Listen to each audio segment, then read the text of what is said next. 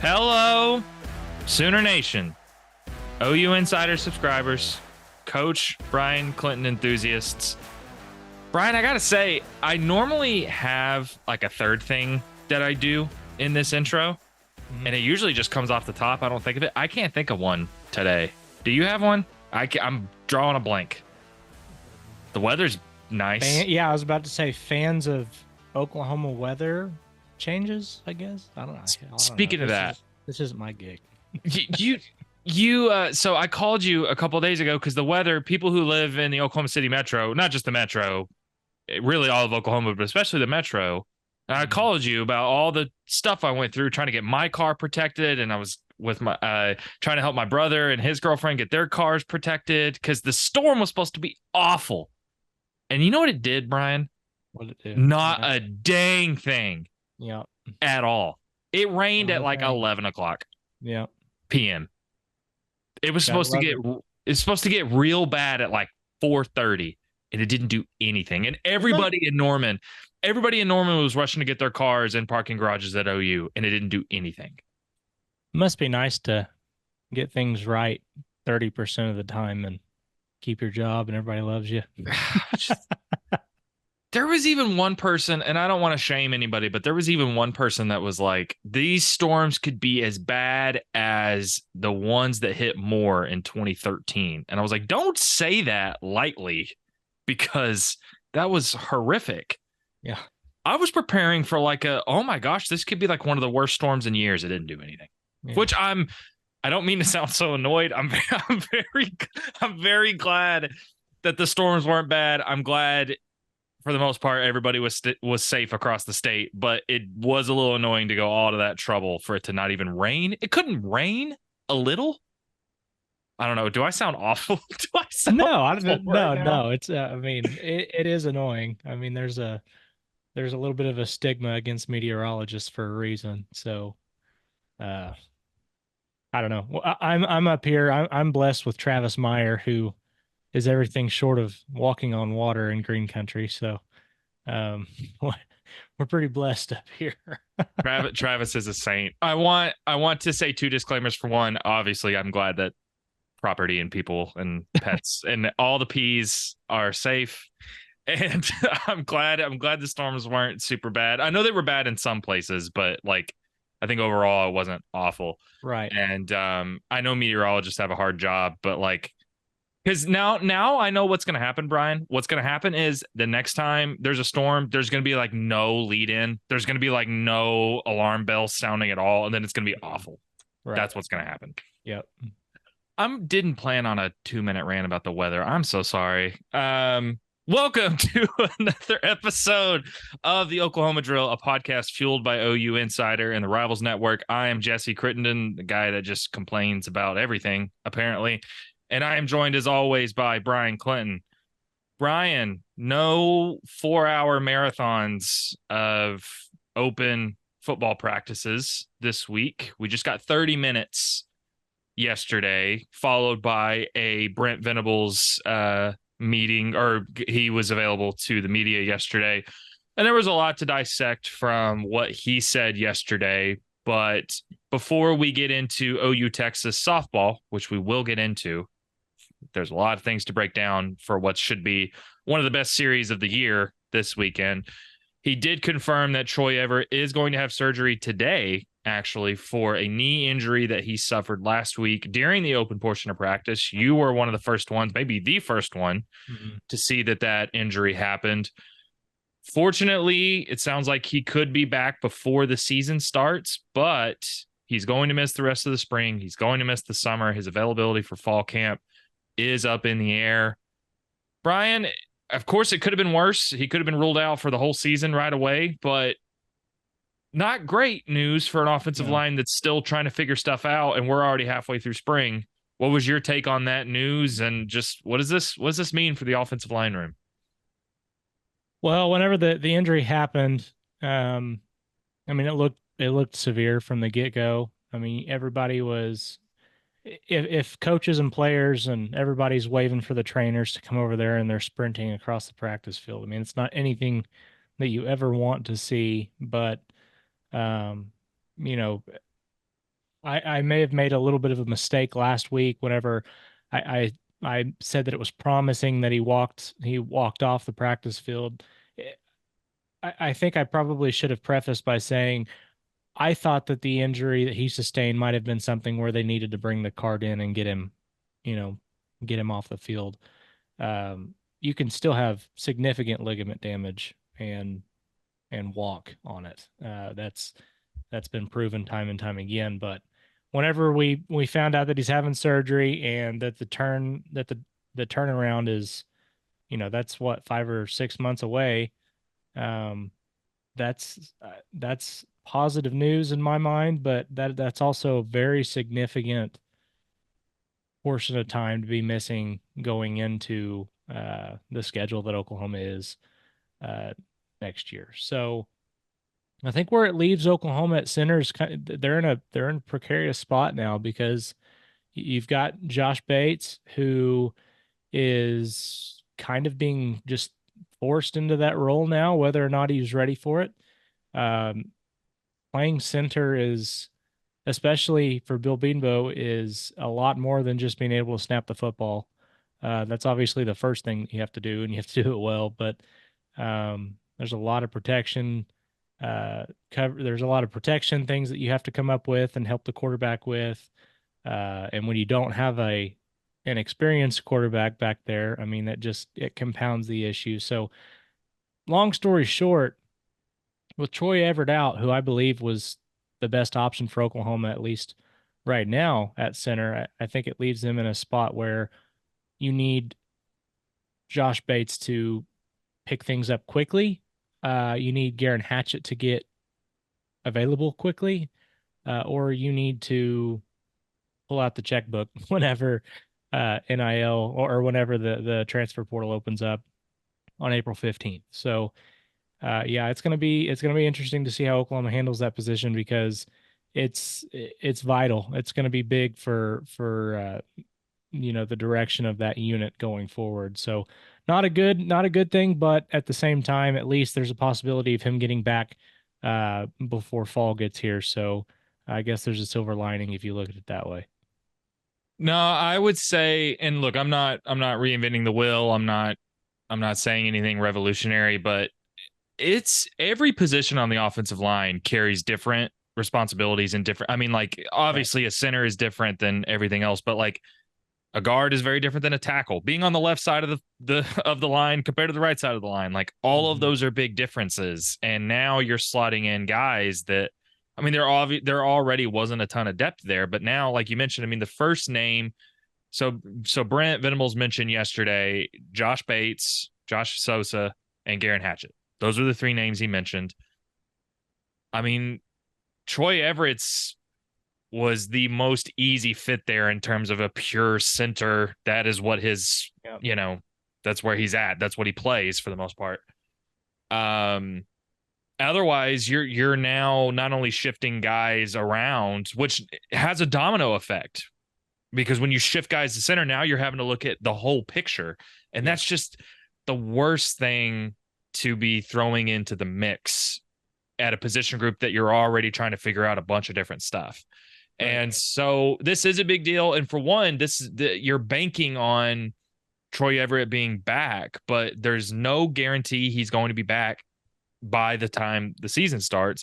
And even if he is, if he misses a lot of fall camp, Yeah. that's a really tough place to be. Yeah. You're Both physically and mentally. That's a lot. I mean, that's a lot to ask a guy to catch up with. It is. And as important as every position on the offensive line is, your center, I mean, that needs to be rock solid Right. from a comfortability standpoint in terms of knowing, having synergy with the quarterback to having command of that unit as a whole. You have to have command of that unit. To me, what this spells out, it's not anything we didn't already know, but Brent mentioned they're going to be active in the spring transfer portal window yesterday. He didn't specify the offensive line, but they're going to be active in the offensive line or on the offensive line. They're just gonna be. I would be Have to be. shocked. I'm gonna be shocked if OU doesn't add a couple of guys in the window. I don't know who exactly those guys are gonna be yet, but I would bank on it now. They're going to add a couple of guys, and I at least a center. they've got to get Yeah. some depth there, right? I mean, that's Yeah.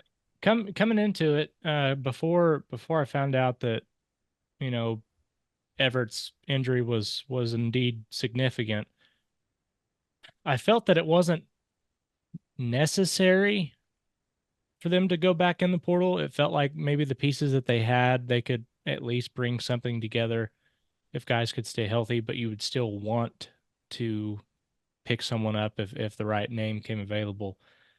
Now knowing that he's out 5 months, yeah, it's a necessity now. I mean, you have to go out and you have to find somebody.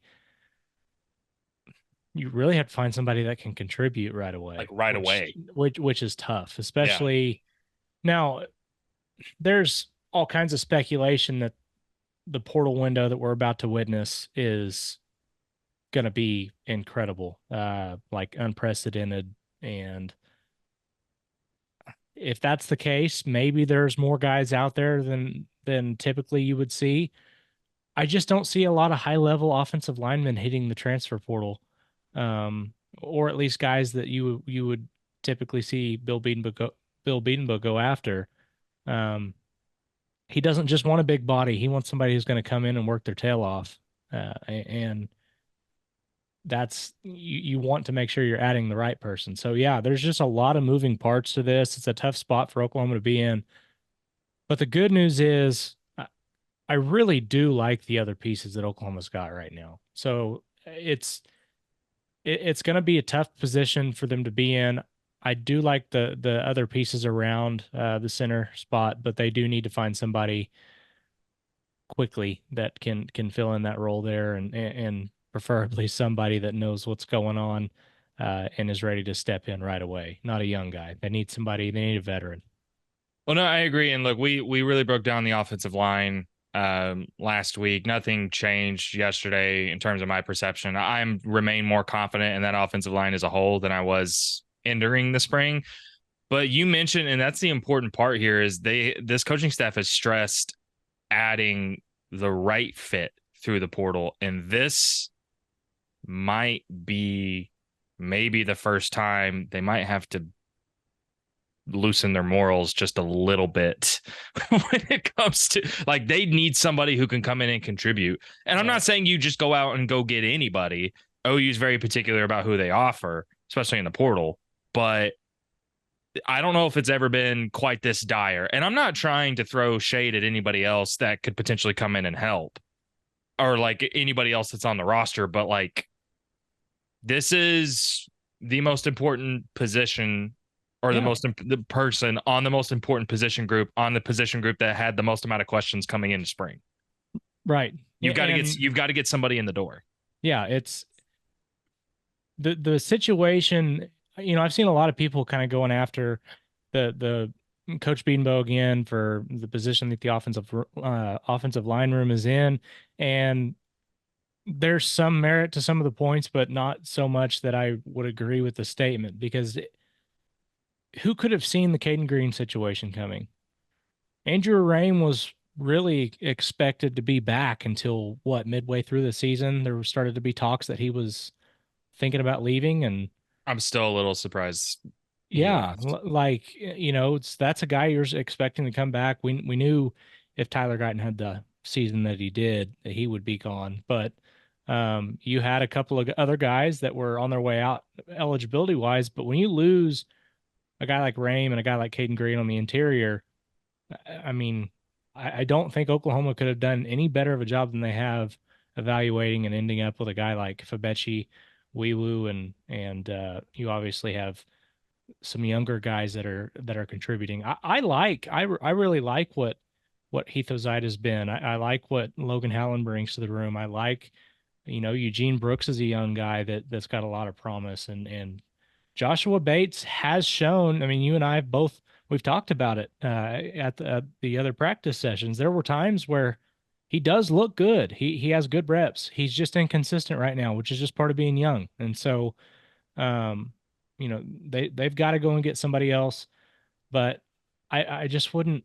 I can't believe there are still people that continue to jump at Coach Beedenbow and for what he does at OU. it's gonna work itself out. It always does. He is like the most consistent piece of uh, that offensive coaching staff right now, outside of maybe what we've seen Emmett Jones become. So, yeah, I really like what they've got pieces wise. They need a piece or two more to really cap things off. This isn't a, oh my gosh, everything's falling apart. There's no hope for the Right. off. That's not what this is. What this is okay, they need to add somebody. And in the meantime, Here's the offensive line standard at OU, right?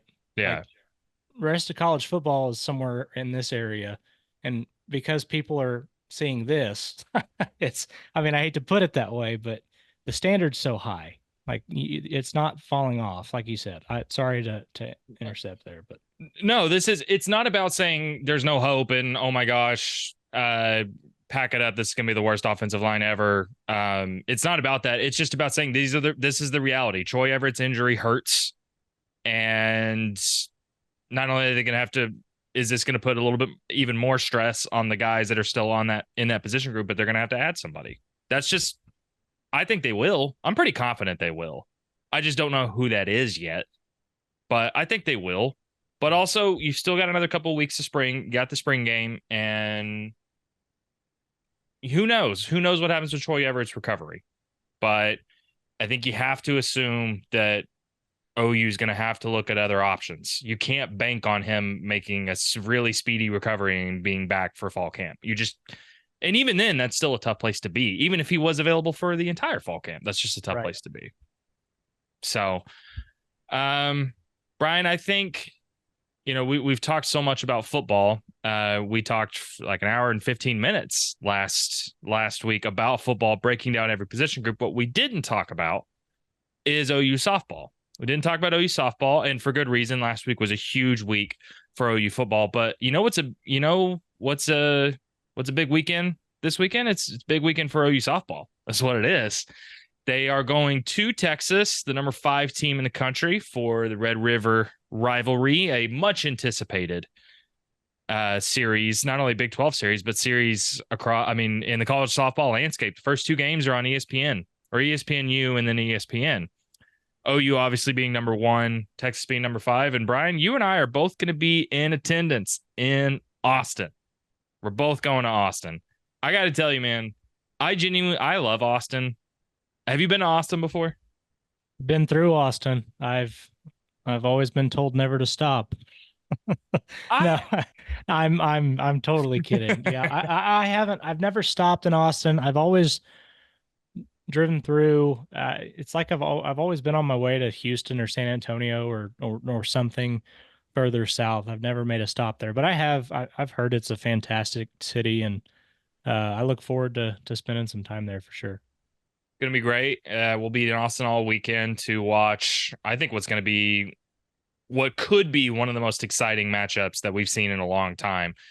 And what we didn't talk about last week, we didn't preview Oklahoma and Kansas, which I thought was going to be a lot more competitive. It wasn't. OU outscored them 30-4 across the 3 games. OU hit the ball as well as they have all year last year or last week. And I think coming into this weekend, that bodes well for how well they hit the ball. Then you add on top of that, Patty Gasso and Kinsey Hansen confirmed yesterday that Kinsey Hansen will be back behind the plate in her usual spot for this series, which I should mention starts at 5:30 on Friday. That's the first game. Kinsey Hansen returning is huge. She's missed 8 games this year after dealing with that knee injury last month. She's gotten some at bats here and there. She actually started as the designated hitter in the 3rd game against Kansas and actually played catcher, I think, in the last inning or 2.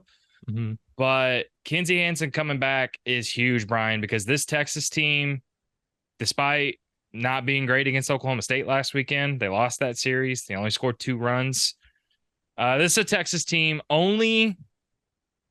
Actually, I'll give you a guess. Texas and Oklahoma and one other team are the only 2 teams in the country that rank in the top 10 in scoring and ERA. Can you guess the 3rd team?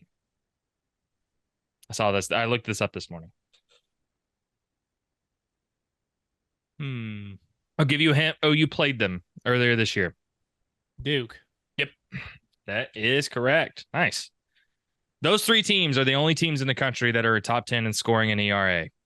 Hmm. And this is a Texas team that's legit, man. Um, what's your initial read on this series? Um, Fireworks. I, where Oklahoma, if there's been anything that Oklahoma has shown a maybe a tendency or something that can be exposed at times, they've given up some deep shots, and seen some balls go over the fence, and Texas certainly can make teams pay that way. Um, but I mean, Oklahoma's offense has really hit its stride the last couple of weeks. I think. Uh, yeah, I tweeted this yesterday, or sorry, on Monday, and had to make a disclaimer that it was not an April Fool's joke, but OU has outscored its opponents 126-18 in Big 12 play. And so they are just absolutely hammering the softball right now. And but the thing is Texas is doing it well too. I mean, these teams ranked first and second in batting average in the country. They both get on base just as well as anybody, and I think there's an opportunity for this to be a really high scoring affair. The difference for me, or the thing that I'll be looking for, is how well does Texas play the field? That's been their kryptonite for the last few seasons. I think that's really what's kept them from really hitting the same level as Oklahoma. They've always been kind of like right there. A couple of years ago, with Janae Jefferson, when they played Oklahoma in the national championship series, um, for the vast majority of the regular season, they continued losing games because they had costly error after costly error, and they finally figured it out postseason.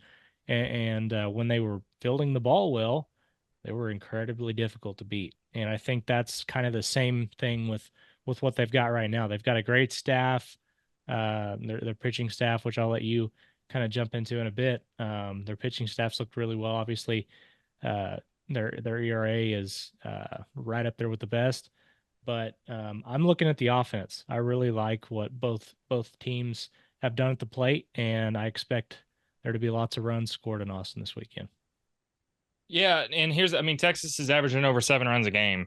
They've been really good, and I'm not putting that much stock into last weekend in the sense in their loss at Oklahoma State, in the sense that Oklahoma State is playing really, really well right now, Lexi and Kilfoyle is pitching as well as anybody in the country.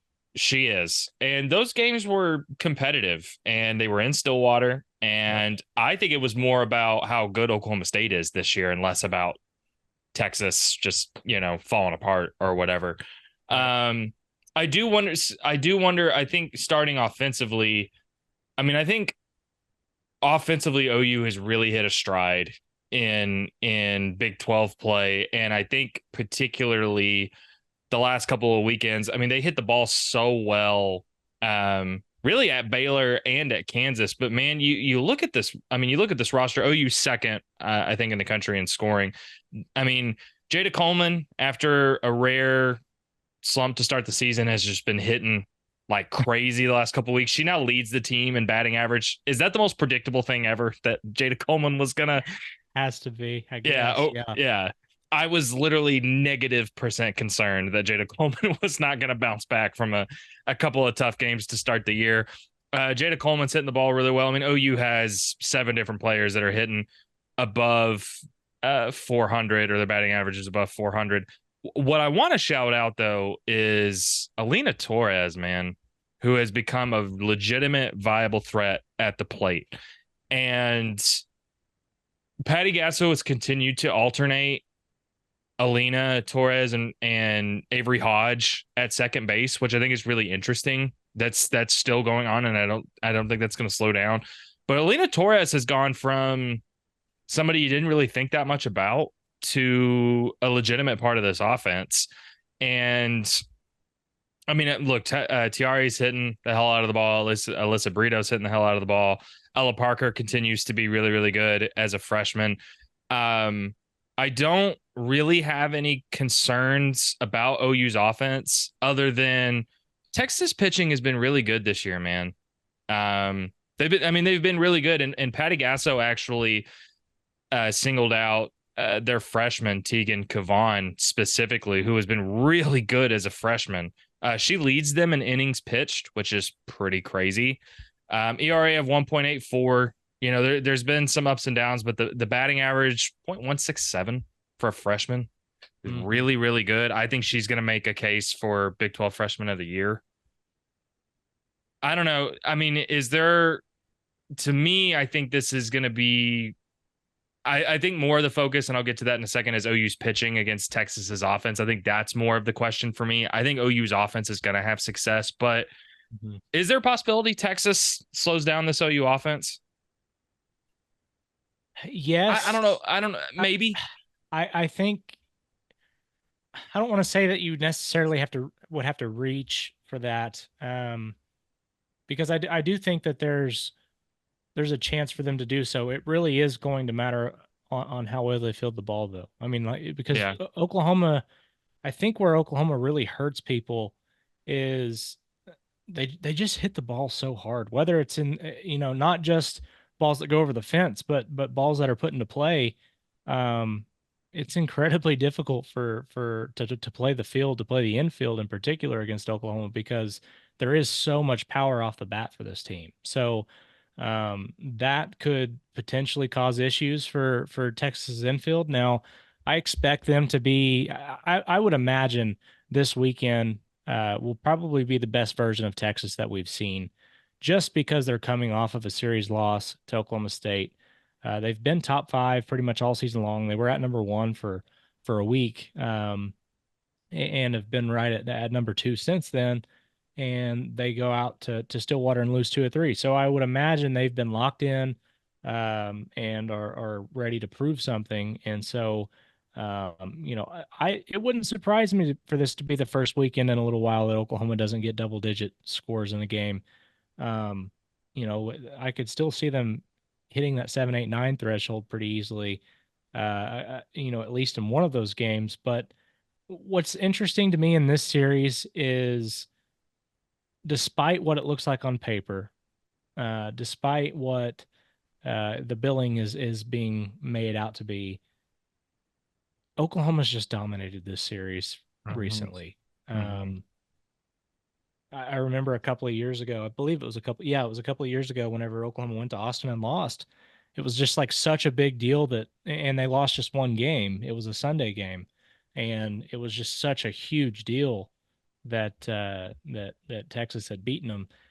I don't know. To me, it feels like even this team that has been really only second to Oklahoma in prestige over the last several years still kind of looks up to Patty Gasso and the Sooners. So I'll just be really interested to see if they can slow the offense down, because I mean, think about how ridiculous it is that you just said 7 players on this team are batting over 400. I mean, like, not 350. I mean, 350 in softball is really good. 400 is incredible. And with how Jada Coleman finished last weekend and what we've seen from Alyssa Brito and Alita Torres, and it's going to be a tough ask, but I think it's going to be a fun series, that's for sure. I want to mention real quick, and I actually asked Patty about this yesterday, but I think one thing that's sneakily going to be interesting to watch is OU's actually they've been walked a lot more this year than they have in the past. They're not at the top of like the national leaderboards, but right now they're on pace for almost 100 more walks than they had last year, which is kind of crazy if you think about it. And this last weekend in particular, I mean, they just kept on getting walked against Kansas. It was really impressive. But Texas their pitchers have only combined to walk 42 batters this year. Wow. OU 66. OU's walked 66 batters this year. Texas has walked 42. Now, OU's batters have walked 186 times this year. So, I mean, they're still like tripling. They're getting like three Right. times more walks than they're allowing Right. defensively.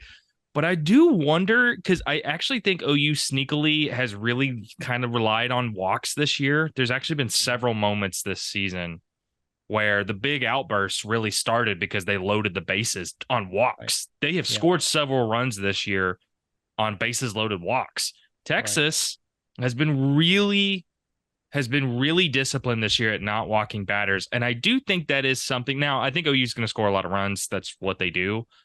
But I do think that could be like, it wouldn't shock me if we get to the end of the series and it's like all three of those were kind of battles and lower scoring than we thought. And OU only walked 6 times this weekend. Like that Mm-hmm. wouldn't shock me. It really No. wouldn't. That's something I'm going to be, I don't know. That's probably something I'm going to write about Yeah. tomorrow. I do I think, go ahead. I think you're right on point there. It seems like I said, this one is just so there's so much going into this game or into this series with Texas being 9-3 in Big 12 play. Like this just feels like if Texas is going to keep its hopes of being one of those teams to host all the way through super regionals, they probably need to at least take one from Oklahoma in this series. Like they can't get swept because they just, losing 5 of 6 to Oklahoma and Oklahoma State is not a good recipe for you to be one of those 8 teams that hosts all the way through supers. So you need to at least pick up a win uh, against Oklahoma here if you're Texas. And on the flip side of that, seeding matters. Like in the Big 12 tournament this year, with there being 10 teams, I think finishing with one of those top 2 seeds is going to be a big deal. And so Texas really needs to find a way. And I think that this is going to be kind of a high pressure situation for them. And I'll be interested to see Oklahoma again, nation's longest winning streak once again. They're kind of coming into this really hitting a stride. So um, yeah, I'm curious because I do think that the pressure is going to be on Texas's defense to try and limit what Oklahoma does offensively, and that's been easier said than done, obviously. Well, and I'll mention just here briefly that I think the matchup that I'm really looking at is OU's pitching staff against Texas's offense. Texas, outside of this past weekend, has been hitting the ball really, really well. Really, actually, the last couple of weekends they've been somewhat limited. They haven't scored more than 5 runs in a game. The last 2 weekends, but the season they've hit the ball really well. But I do think OU, as dominant as their pitching staff continues to be, it's slightly below where they were last year, but they're still dominant. They're still elite. Rank inside the top 5 in ERA. I am curious. Like we know at this point that OU's top 3 is Kelly Maxwell, Nicole May, and Kirsten Deal. We know that's their top 3. They have started all 12 games. Those 3 have combined for all 12 starts. But I thought it's going to be interesting to see how OU handles the relief pitchers. Like, because Kelly Maxwell went all 7. She has been more likely to go all 7 than Nicole May and Kirsten Deal have. And I'm going to be really looking at Nicole May, who has been good. Nicole May's been good. I think last weekend, well, I mean, all 3 of them did fine last weekend. That's not it. But I am going to be really curious to see how they do, and specifically Nicole May. She's had some up and down moments this year by her standards. Mm-hmm. And I'm curious to see how long Patty gives the 3 of them, how long the leash is. How long does she stick with them? Or considering it's Texas, it's a high scoring offense, it's going to be in a hostile territory. This might be the only time all year OU faces a legitimate road crowd. This might be it. Yep. How long is the leash? Does she let even someone like Kirsten Deal, a sophomore, fight through struggles? Or if any of the 3 of them struggle, does she go to Carly Keeney? Does she go to Peyton Monticelli? That's going to be what I'm curious about, because I do think if there's been one thing, and this is what I was getting to, while OU was dominant last weekend, they did struggle a little bit defensively in that last game against Kansas. And Kansas Mhm. actually not only scored a run late, but they loaded the bases Yes. with no outs. OU's been fit to a couple moments like that this year, and I don't think you can afford to do that against Texas.